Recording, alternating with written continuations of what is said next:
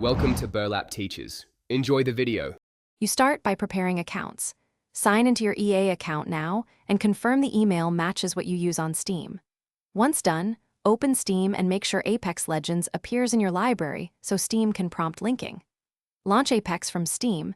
The game will request EA sign-in if it does not detect a linked account.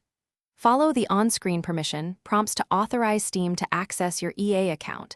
This is how progression and purchases sync between platforms. Once the Steam launch triggers the EA sign-in, complete the login with your EA credentials and approve any device verification or two-factor prompts.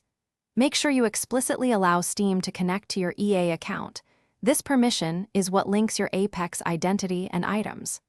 After granting access, go to your EA account online and open the Connections or Account Settings area to verify Steam appears as a connected platform. This confirms the middle steps completed and that your profile link will persist.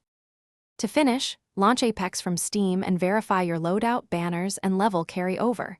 This proves the link is active.